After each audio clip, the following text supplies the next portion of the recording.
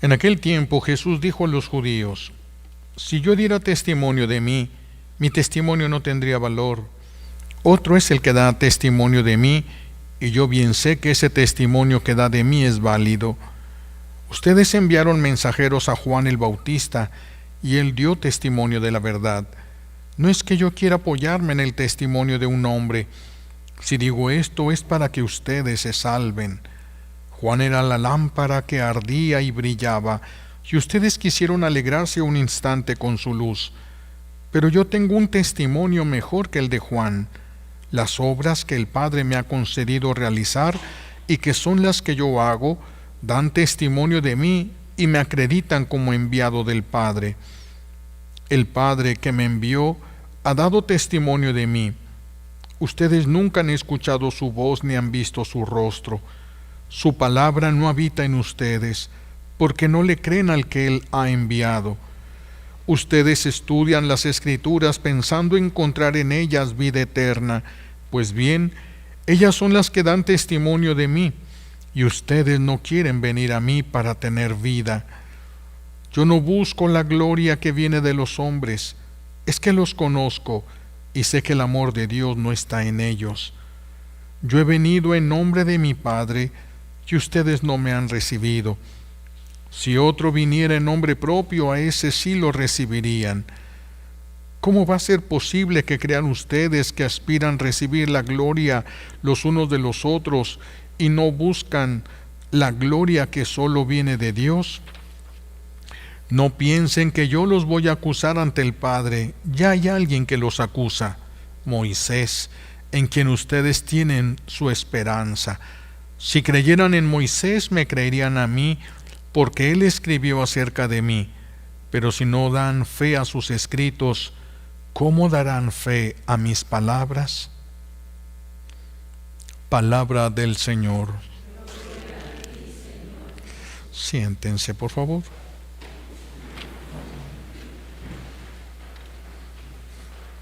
Gracias. Gracias.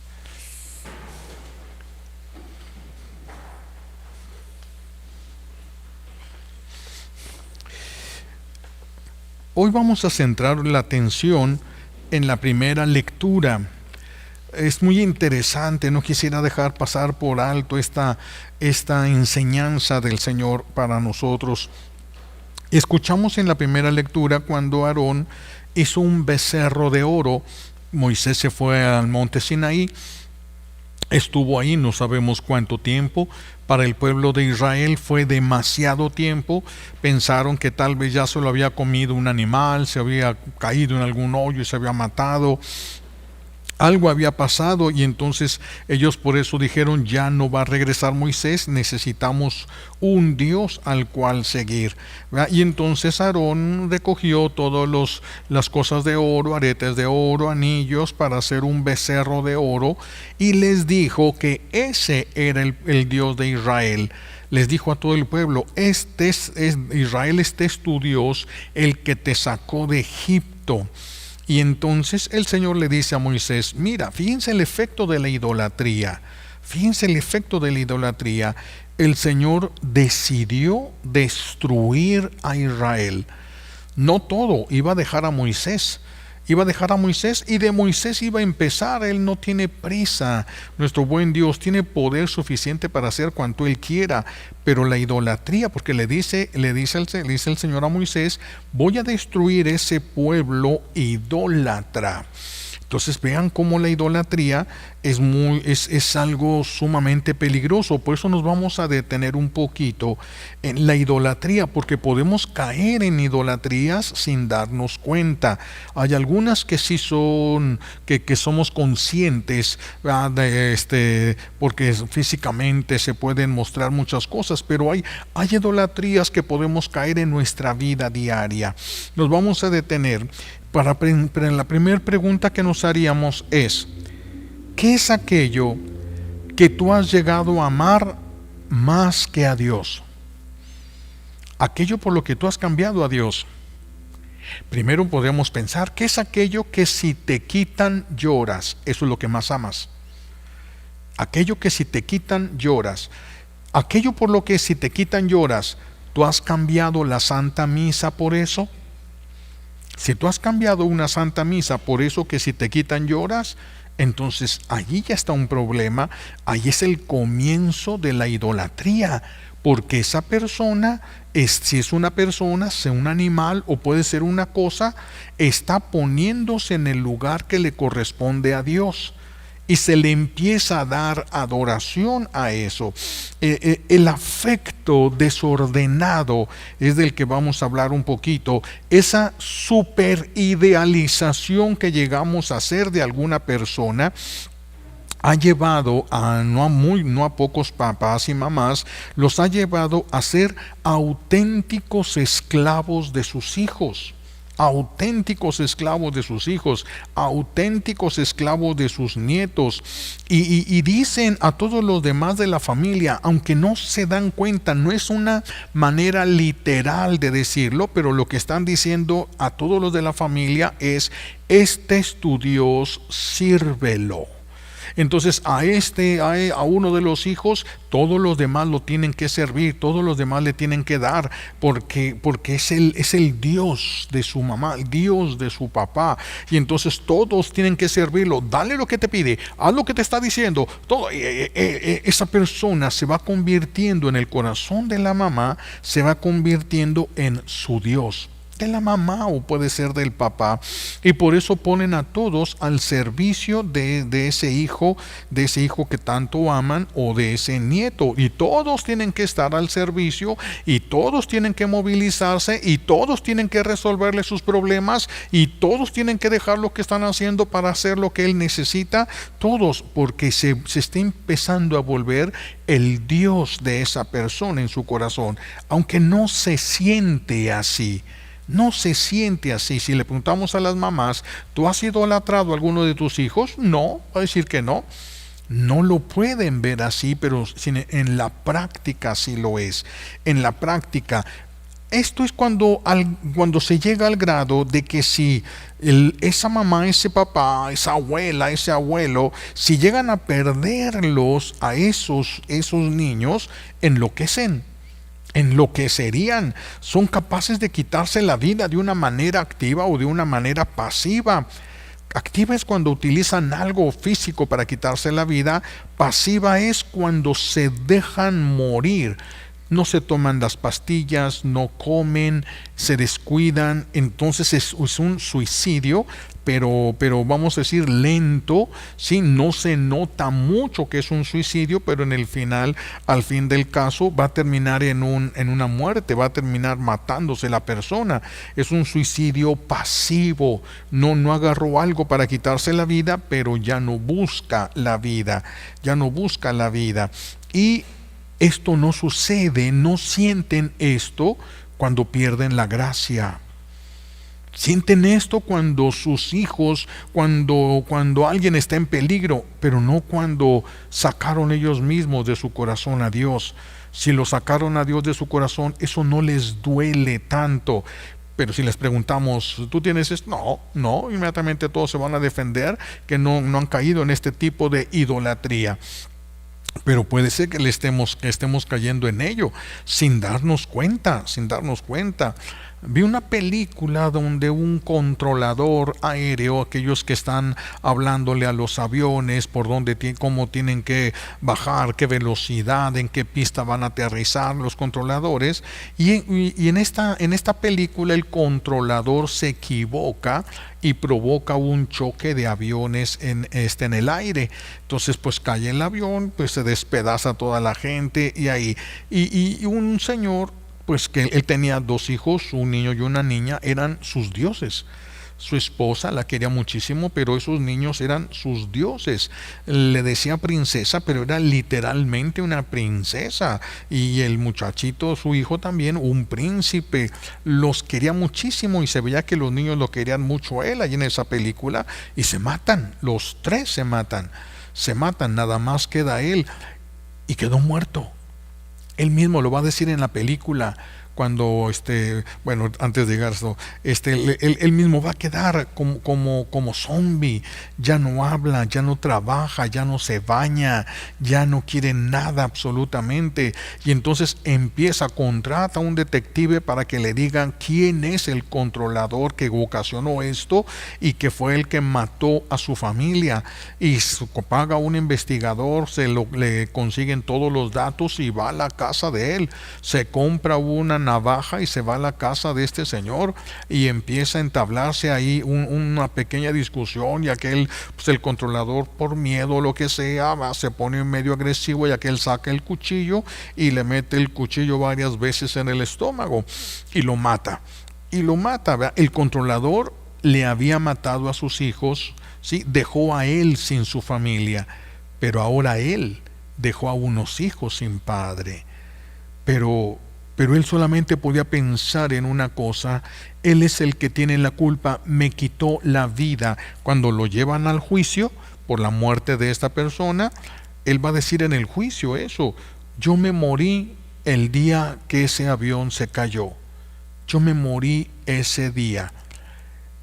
Ese es el ídolo, ese es el lugar, esos hijos estaban ocupando el lugar de Dios.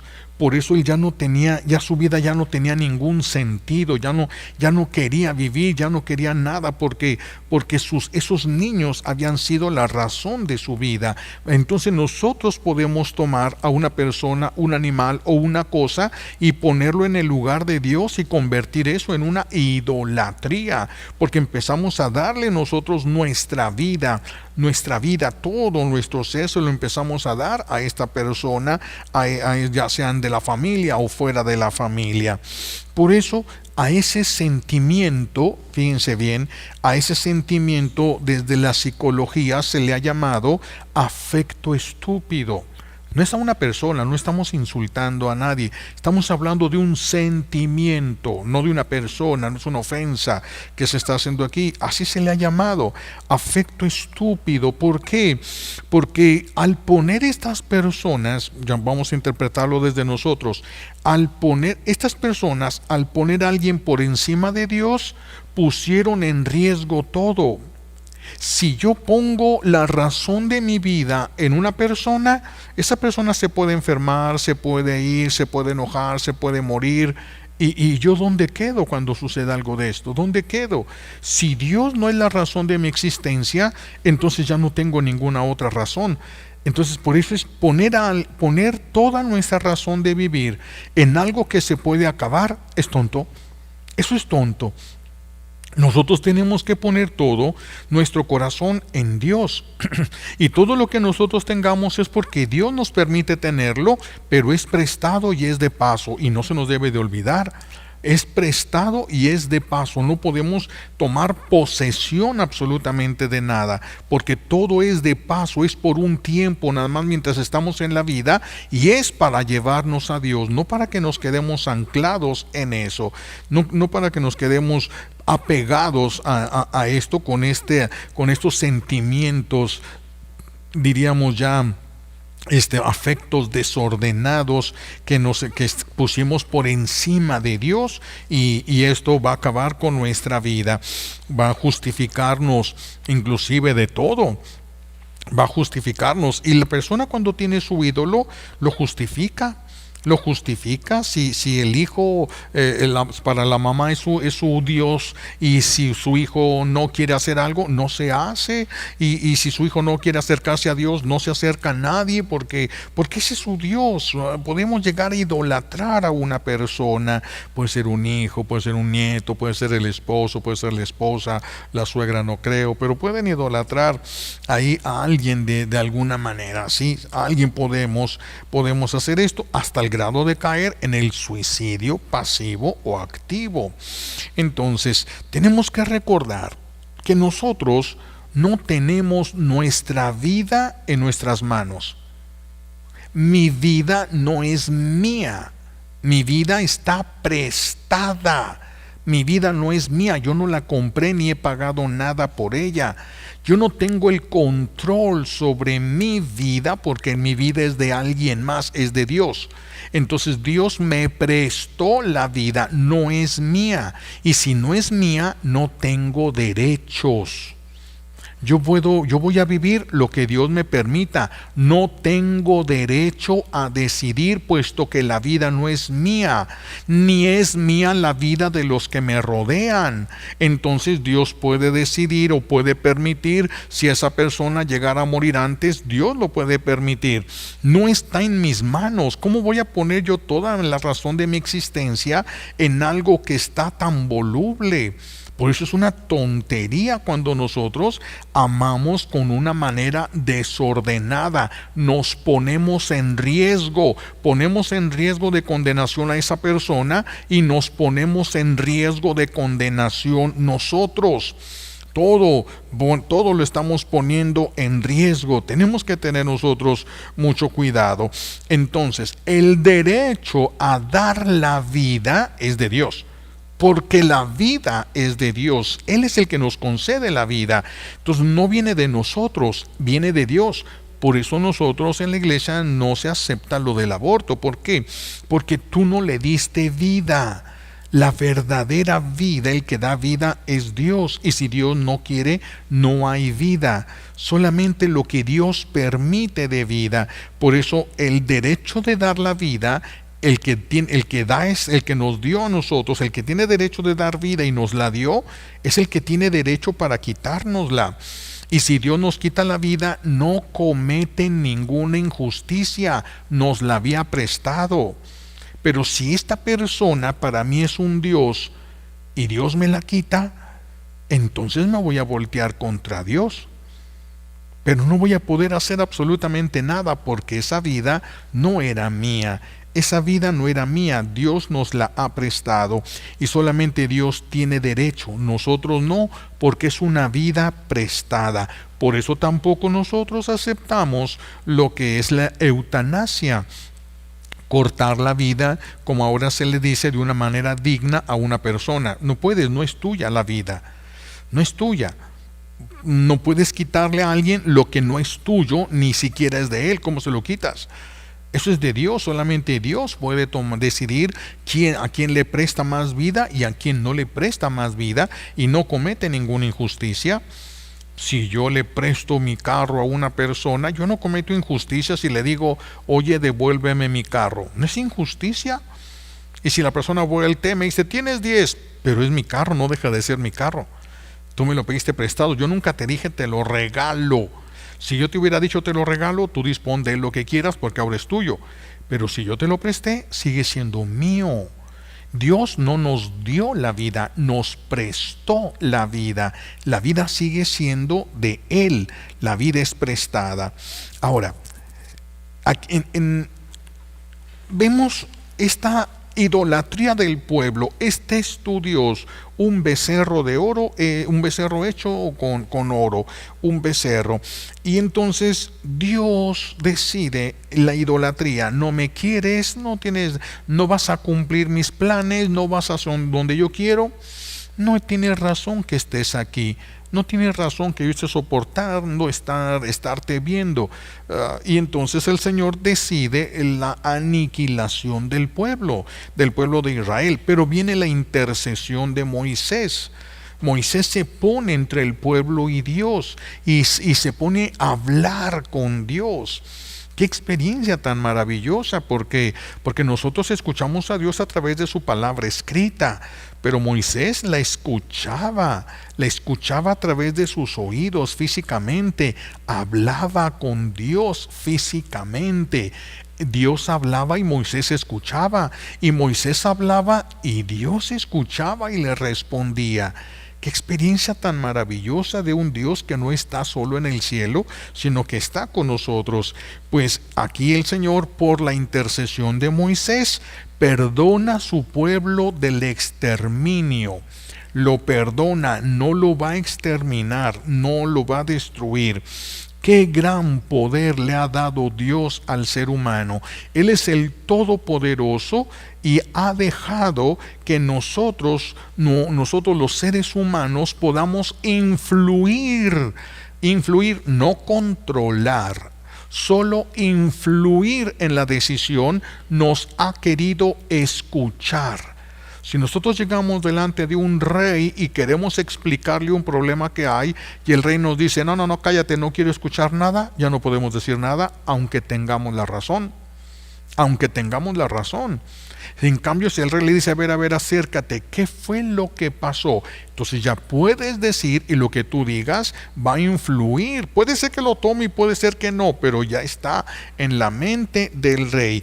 Pues el Señor ha querido escucharnos a nosotros los seres humanos. Es un gran poder que Dios le ha dado al ser humano, influir en el corazón de Dios.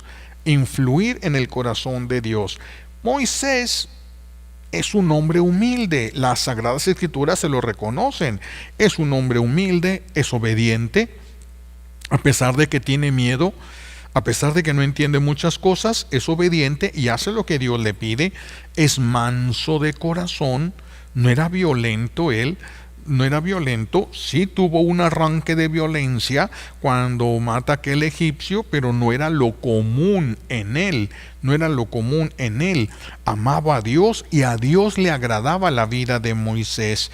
A Dios le agradaba. Pero una mamá que su hijo es su Dios, ya es una intercesión diferente, ya es una oración diferente. Moisés pudo detener la aniquilación del pueblo, y hay mamás que no pueden detener la aniquilación de su familia, porque no son escuchadas por Dios. ¿Por qué? Porque Dios no es su verdadero Dios. Ya tienen un Dios ahí, que puede ser el hijo, que puede ser el nieto, que puede ser, quién sabe, alguna persona. ¿Sí? Imagínense la oración de una persona, si vamos a ponerlo en boca de una mujer. Imagínense la oración de una mujer que tiene a su hijo, que es su Dios, y que lo tiene en el hospital en peligro de muerte. ¿Cómo sería la oración? Claro que no es literal, pero la oración real de esta mujer sería: Jesús, si sanas a mi Dios, Jesús, sana a mi Dios, porque sin Él yo no podría vivir ni querría vivir. Imagínense eso delante de Dios. Imagínense esa oración delante de Dios. Sánalo, porque sin Él yo no podría vivir ni querría vivir. Devuélveme a mi Dios. Aunque Él te insulte, tú bendícelo. Y si te desprecia, tú dale prosperidad. No hagas caso al mal que te hace. No, que nada le duela. Que todos lo reconozcan como su Dios, igual que yo. Por eso no llegan las oraciones al cielo. Por eso no hay respuesta. Claro que la mamá no va a decir estas palabras, pero esta es su realidad. A lo mejor la mamá nomás va a pedir: Dios mío, si sanas a mi hijo, lo que me pidas, lo que sea, yo te lo doy, porque ese es su verdadero Dios. Aunque no se ha dado cuenta, ese es su verdadero Dios. Cuando nosotros sabemos que el idólatra y su Dios serán destruidos. El idólatra y su Dios. Los papás destruyen a sus hijos. Los papás destruyendo a sus hijos, porque será destruido el idólatra y el ídolo. Porque si el hijo se siente Dios, nunca va a buscar a Dios. Ya los padres están destruyendo a sus hijos. Moisés fue un servidor del verdadero Dios y fue elegido por Dios. Y cuando Dios elige y unge a alguien y esa persona le sirve con fidelidad, Dios se encarga y respalda a esa persona. Dios se encarga de esa persona y la respalda. Sí, cuando es ungido por Dios. No por el papá, ni por la mamá, ni por la abuela o por el abuelo. No, es ungido cuando la persona es ungida por Dios. Todos somos escuchados por Dios cuando oramos. Pero mientras más cerca está la persona de Dios, más alcanza de la misericordia divina. Pues es bien importante estar cerca de Dios. Mientras más cerca de Dios es porque más lo conoces, es porque hay más familiaridad y es porque sabes ya pedir y entonces alcanzas más de la misericordia de Dios. Por eso todas las oraciones llegan al cielo, pero no todas se escuchan igual. Hay mamás que tienen que gritar mucho y hablar mucho, pedir mucho para alcanzar muy poco, porque su corazón está lejos de Dios. Tiene otro Dios, aunque no se dé cuenta o aunque no lo quiera reconocer. Aunque no quiera, de todos modos está viviendo de esta manera, está teniendo otro Dios. Puesto todas las oraciones llegan al cielo, pero no todas son escuchadas igual y no todas son respondidas por Dios. Dichosos los hijos que tengan un papá o una mamá que no los haga diosesitos, que les ayude a entender que no son Dios, que ya existe un Dios verdadero. Dichosos esos niños que no les hagan creer que son dioses, porque los estarían destruyendo. Entonces, que no los hagan creer que son diosesitos, ¿verdad? Sino que les enseñen cómo ser agradables al Dios verdadero. Ahora, fíjense cuando Dios unge. Qué diferente de cuando la mamá unge. Si la mamá unge, el hijo no tiene nada de fuerza más que la que le pueda dar la mamá. Pero cuando Dios unge, como ungió a Moisés y lo envía, y entonces llega un momento, por ahí por el capítulo 12, donde Moisés, los hermanos de Moisés, Aarón y María, empiezan a murmurar. Moisés se casa con una mujer extranjera y como que les da coraje a ellos y empiezan a murmurar hasta el grado de decir: nosotros también escuchamos a Dios, ¿por qué tenemos que andar esperando y siguiendo a Moisés? Nosotros también hemos escuchado a Dios, también Dios nos ha hablado a nosotros. Empiezan a murmurar contra un ungido de Dios. Cuando estos empiezan a murmurar, Dios los llama a los tres: vengan a la tienda. Y llegan a la tienda y entonces el Señor les hace ver el pecado en el que habían caído Aarón y su hermana. Y entonces les hace ver cómo habían pecado, el pecado de la murmuración. Y entonces se retira Dios y María, la hermana de Moisés, queda con lepra desde la cabeza a los pies. Todo su cuerpo quedó leproso. Y entonces Aarón voltea y le suplica a Moisés: por favor, fíjense, estos primeros estaban empezando a creer dioses y ahora se dan cuenta de su realidad. Y entonces le piden: por favor, Señor, así le dicen ahora a Moisés, ya no era Moisés, ahora ya: por favor, Señor, tú intercede, pídele a Dios que quite esto sobre nosotros, que quite esto. Y Moisés intercede. Esto es en el capítulo 2, en el libro de los Números, ahí lo pueden encontrar ustedes este pasaje. Y entonces Moisés intercede y Dios le dice: bueno, porque tú me lo pides, porque esta se tenía que morir, porque tú me lo pides, pero va a quedar 7 días con la lepra y fuera del campamento. Y tuvo que salir María, tuvo que irse del campamento, y todo el campamento, ya ven que andaban dando vueltas en el desierto, se quedaron los 7 días ahí hasta que María, la hermana de Moisés, terminó el tiempo de purificación de ese pecado.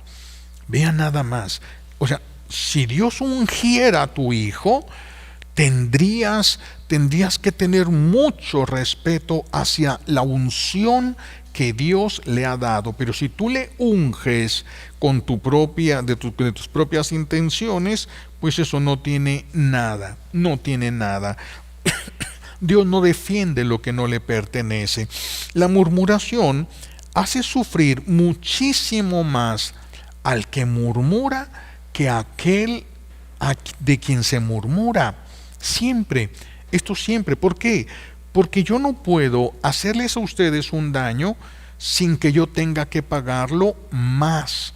Por eso encontramos expresiones en el Antiguo Testamento. Has pagado 3 veces el pecado que cometiste. Y uno se queda, ¿por qué 3?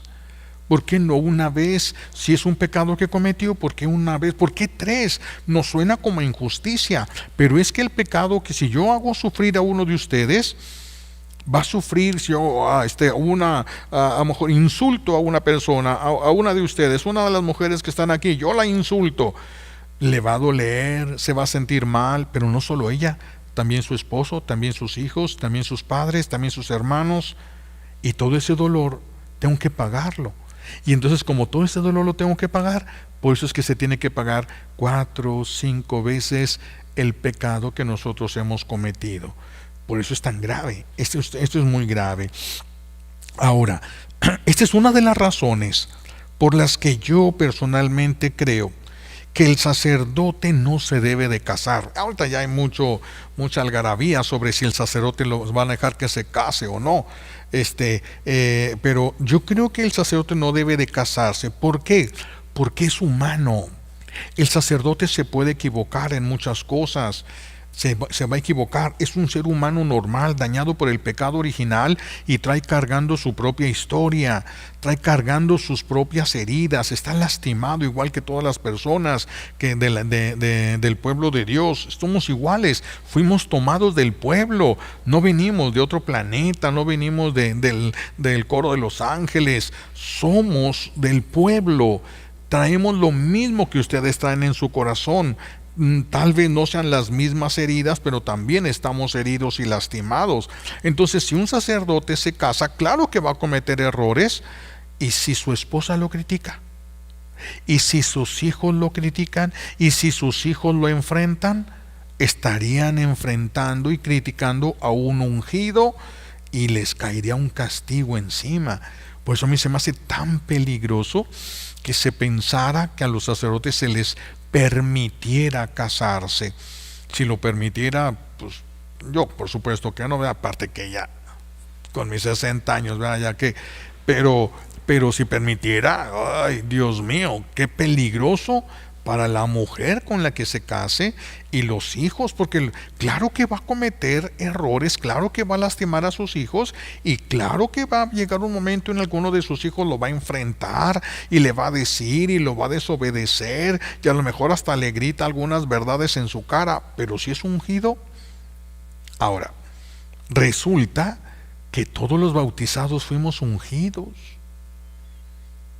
Todos los bautizados fuimos ungidos. Por eso nos la tenemos que llevar bien tranquilita entre nosotros. Acuérdense de David. Ese David conoció, yo creo, este pasaje perfectamente, cuando el rey Saúl lo está persiguiendo para matarlo y Dios permite que Saúl entre entre todos, se quedan dormidos, les viene un sopor, se les cierran los ojos a todos los soldados, se quedan dormidos, pues así como ustedes están ahorita. David puede llegar hasta donde está Saúl. Y entonces el compañero de David le dice, déjame, yo agarro la lanza y le atravieso la cabeza y lo dejo clavado en la tierra ahorita, a este que te quiere matar a ti. Y David le dice, no, ni lo toques, yo no voy a levantar mi mano contra el ungido de Dios. Todos los bautizados somos ungidos, todos los bautizados, tu esposo, tu esposa y tus hijos. ¿Y cómo hemos tratado a los ungidos? ¿Cómo hemos tratado a los ungidos de Dios? Por eso es muy precioso lo que vamos a meditar el domingo, porque el domingo se va a hablar de aquella mujer que iban a apedrear y la aventaron a los pies de Jesús, aquella mujer que encontraron en adulterio, porque ¿cómo tratamos nosotros al ungido de Dios que se ha equivocado? ¿Cómo lo tratamos? Esto es bien importante para nuestra vida. Es ungido. ¿Se equivocó? Sí, pero no se le quitó lo ungido. Y si alguien puede juzgar y si alguien puede quitar la vida o darla, es solamente Dios. Solamente Dios. Por eso deberíamos de llevárnosla tan tranquilita. Esto es bien difícil, pues en los matrimonios, ¿verdad? Miren ustedes la cara que traen, todos los pleitos que hay, las diferencias que hay, las confrontaciones que hay, y todos son ungidos. Y la mamá se enoja, se desespera y agarra la chancla y agarra el cinto, y es un ungido. Si merece un castigo, puede recibirlo hasta donde es justo. Si se le pasa la mano, la mamá tiene que pagar, el papá tiene que pagar. Imagínense, el esposo que se va a comprar cigarros y no regresa, dejó a la ungida de Dios y a los ungidos de Dios, por las razones que quieran, pero dejó lo que él prometió delante del altar. Todos somos ungidos, por eso tenemos que tener sumo cuidado en el tratado, en la forma como nos estamos tratando nosotros, en la forma como nos estamos tratando. Nosotros no somos jueces, nosotros no somos jueces de nuestro prójimo, no somos jueces de nosotros mismos. Yo no me puedo juzgar, soy un tonto, no sirvo para nada, yo no me puedo juzgar. Eso es lo que yo percibo de mí. Pero el que tiene el juicio definitivo de quién soy es Dios. Puede ser que yo piense que sea bueno y soy malo. Y puede ser que yo piense que soy malo y soy bueno. Porque me puedo equivocar en la percepción. Porque yo, ¿cómo me voy a conocer? De acuerdo a lo que los demás dicen de mí, es lo que yo me voy a conocer. Por eso la importancia de el que no conoce a Dios, no se conoce a sí mismo. El que no conoce a Dios no se conoce a sí mismo, porque solo Dios sabe quién soy. Ni yo ni los que me rodean. Los que me rodean pueden ver cómo me comporto, pero no saben por qué. Ellos no pueden ver mis heridas, pueden ver cómo soy, pero no saben por qué. Eso está aquí adentro. A lo mejor ni yo sé, a lo mejor ni yo me acuerdo, porque a veces el cerebro bloquea las heridas, bloquea aquellos recuerdos dolorosos que lo pueden desequilibrar, los bloquea y ya no tienes acceso a tus recuerdos. Ya no tienes acceso a tus recuerdos. Se tiene que desbloquear esa parte para que puedas enfrentarla. Se puede desbloquear y se debe desbloquear, si no, no tienes acceso, tienes la herida, tienes la información de cada vez que se suscite algo parecido y vas a reaccionar. Vas a reaccionar de acuerdo a esa herida, con miedos, con violencia, con cosas. Claro que vas a reaccionar, pero no vas a saber por qué. Por eso no podemos ser jueces. No podemos ser jueces. Si tú te equivocas o yo me equivoco, no podemos ser jueces el uno del otro, porque ya hay quien sea un juez. Ya todos tenemos un juez. Y no somos nosotros, es Dios. Es Jesús, de hecho, es Jesús el juez. Ya hay quien nos juzgue y es Jesús. Hoy en las redes sociales, pues es muy peligroso. Yo quería tocar este tema porque es muy delicado. Hoy en las redes sociales se levantan muchas voces contra sacerdotes, contra obispos, en general contra autoridades de la iglesia. Y es verdad que algunos se han desviado algunos, sí, agarraron monte, como se dice en el pueblo, agarraron monte y se fueron, se perdieron, ya algunos se desviaron. Pero si todo el que comete un error tiene que ser expulsado de la iglesia, no habría nadie en la iglesia, no habría nadie. Entonces no podemos hacer esto. ¿Qué hubiera pasado si Judas, en lugar de ahorcarse, hubiera regresado y se hubiera puesto de rodillas y le hubiera dicho a Jesús, perdóname? ¿Qué hubiera pasado? Lo hubiera perdonado. Lo hubiera perdonado. Ese es el camino de nosotros, no el juicio que nosotros vamos a emitir con las demás personas. El juicio se le deja a Dios. Ese juicio se lo deja nada más a Dios. El Señor es el que debe de encargarse de todas esas cosas. Nosotros nos corresponde perdonar. Nosotros nos corresponde perdonar. Por eso Jesús dice, yo los conozco y sé que el amor de Dios no está en ustedes. Qué terrible expresión. Yo los conozco y sé que el amor de Dios no está en ustedes.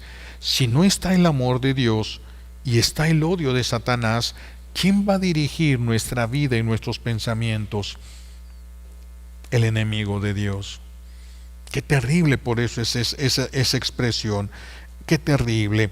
Si un consagrado, un ungido de Dios consagrado empieza a enseñar cosas contrarias a la fe, cosas contrarias a nuestra religión, eso no es una razón suficiente para no amarlo.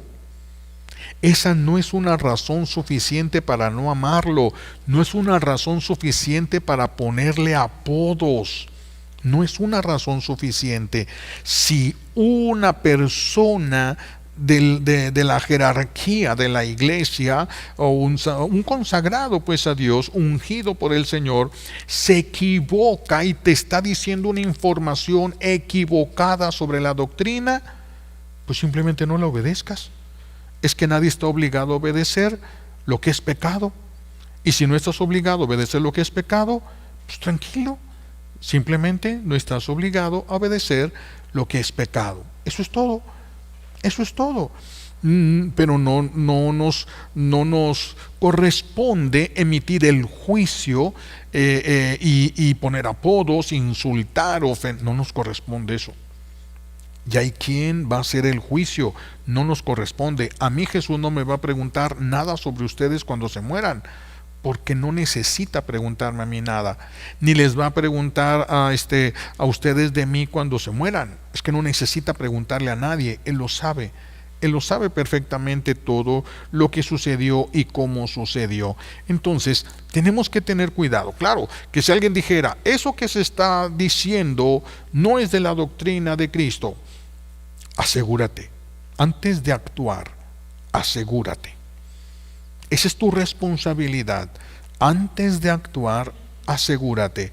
No pierdas la paz, y si la perdiste, recupérala para que puedas pensar. Para que puedas pensar con el corazón, no solamente con la mente. La mente te va a ayudar a través de la memoria, a través de la inteligencia, te va a ayudar a hacer, pero el discernimiento viene de arriba, viene del cielo, viene a la mente, viene al corazón y te das cuenta de lo que es. Entonces, nosotros nos podemos defender de una persona, de un sacerdote que nos esté dando una doctrina equivocada, sí, pero no con violencia. Eso no es de nosotros. No le hagas caso. No estás obligado a obedecer. Simple y sencillamente eso. No estás obligado a obedecer. Es como cuando se casan los jóvenes, se casa el muchacho y la muchacha, vienen a la iglesia, se ponen de rodillas, se hacen la profesión de amor, las promesas propias del matrimonio, y el sacerdote es testigo de ese matrimonio. Entonces, desde ese momento que ya están casados, si los papás de los nuevos esposos les quieren dar consejos, ellos tienen la obligación de escucharlos, pero no de hacerles caso. Tienen la obligación, por respeto, escuchas y no obedeces. No es pecado. Ya una vez que se casa la persona, es harina de otro costal.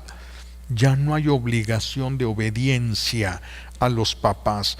De hecho, ni siquiera deberían de estar con los papás después del matrimonio. Entonces, vean a Jesús. Jesús no odiaba a los fariseos y estaban enseñando doctrinas equivocadas. Esto no es nuevo. Esto ha pasado siempre. Por eso ha habido tantos concilios, por eso ha habido sínodos, por eso ha habido tanto, porque ha sucedido. Jesús no odiaba a los fariseos que hablaban de cosas distorsionadas. Dios dio 10 mandamientos. Los fariseos pusieron cientos de mandamientos, supuestamente para que se clarificara y que no se rompiera ni un mandamiento de Dios, pero eran preceptos humanos. Entonces Jesús no odió a los fariseos, ni a los sacerdotes de aquel tiempo, ni a los escribas de ese tiempo. Sí los amonestó, sí los trató de corregir, pero nunca los dejó de amar. Nunca los dejó de amar. Si una persona está equivocada, no es razón suficiente para dejarle de amar. No es razón suficiente para dejarle de amar. Todos somos ungidos y todos necesitamos respetar al otro ungido, aunque aquel ungido no me respete a mí. Esa es su bronca. La mía es respetarle. Ese es mi problema. Eso es lo que yo tengo que trabajar. Eso es lo que yo tengo que trabajar. Si Jesús fuera como nosotros, Pedro no hubiera sido papa. Después de que lo negó 3 veces, Pedro no hubiera sido papa. Pero Jesús no es como nosotros. Y qué bueno, no se trata de que nos esforcemos para que Jesús sea como nosotros, sino de que nos esforcemos para ser nosotros como Jesús. No Él como nosotros, sino nosotros como Jesús. Por eso los invito, ahorita que todavía estamos en el marco de esta Cuaresma, revisen si ustedes han caído en alguna idolatría. Porque es tan malo que lleves que a un ungido de Dios lo confundas con Dios, lo conviertas en tu Dios. Eso es tan malo como criticar a un ungido de Dios, juzgar a un ungido de Dios. Y no estoy hablando solamente de la jerarquía de la iglesia, todos somos ungidos. Todos los bautizados nos pusieron en la cabeza, en la coronilla, el santo crisma, y nos pusieron en el corazón el óleo santo el día de nuestro bautismo.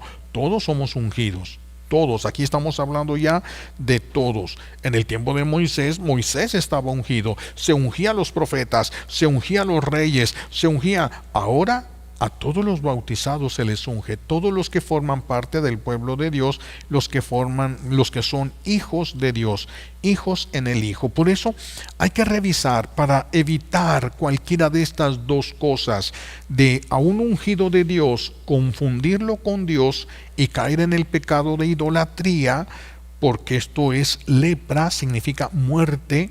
¿Sí? Es tan malo llevar a un ungido a confundirlo con Dios, como es malo despreciar y juzgar a un ungido. Ninguna de las dos cosas podemos ni debemos de hacer.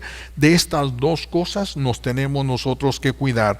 Revisen si ustedes han hecho algo así, porque ahorita que están vivos tienen la oportunidad de pedir perdón a Dios. Ahorita que están vivos, si se muriera una persona habiendo atacado a un obispo, por ejemplo, habiendo criticado a un obispo, habiéndole insultado, habiendo hablado pestes de un obispo, pues hay tiempo, si está vivo, hay tiempo de la reconciliación, porque cuando se muera ya no le sirve el arrepentimiento. Cuando una persona muere ya no sirve el arrepentimiento. El arrepentimiento es mientras está en vida. El arrepentimiento sirve mientras estamos en vida. Por eso revisen, los invito a que revisen si han llevado a alguien a la idolatría o han caído en el pecado de la murmuración. Pero revisa allí en tu casa. ¿Cómo es tu relación con tu esposo, con tu esposa, con tus hijos, con tus hermanos? Son ungidos. Qué difícil es esto, y cómo deberíamos de tener la conciencia de David. No puedo levantar mi mano contra el ungido de Dios. Eso nunca, levantar mi mano contra el ungido de Dios. Todas las familias vivirían mejor si reconocieran esto, porque se respetarían. El esposo respetaría a la esposa respetaría a los hijos, al esposo, los papás respetarían a los hijos respetarían a los papás, sabiendo todos que son ungidos y que van a ser juzgados en la manera como trataron a los demás ungidos. Todos viviríamos mejor si hiciéramos más caso al Señor, si hiciéramos más caso. Pero por eso revisen, si han fallado en algo, corríjanlo. Bendito Dios que están vivos, dormidos pero vivos. Entonces, bendito Dios, como están vivos, tienen la oportunidad de corregir. Pero pidámosle al Señor que nos ayude a ver quién puede ser para nosotros un Diosito.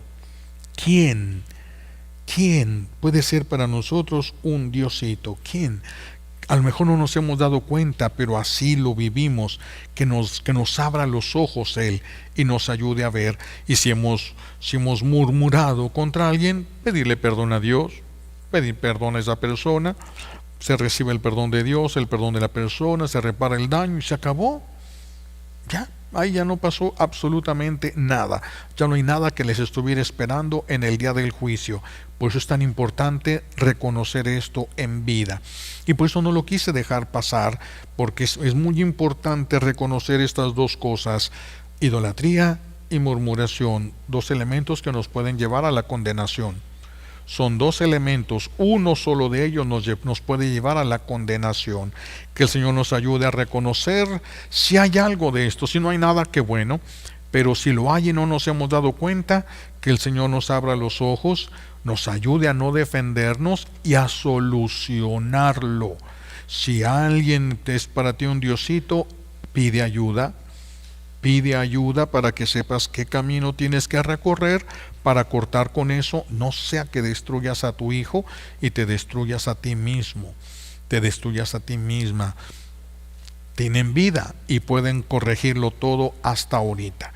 Le pedimos a Dios Padre las gracias que necesitamos por los méritos de Jesucristo en la cruz y por la poderosa intercesión de la Santísima Virgen María al pie de la cruz. Alabado sea Jesucristo.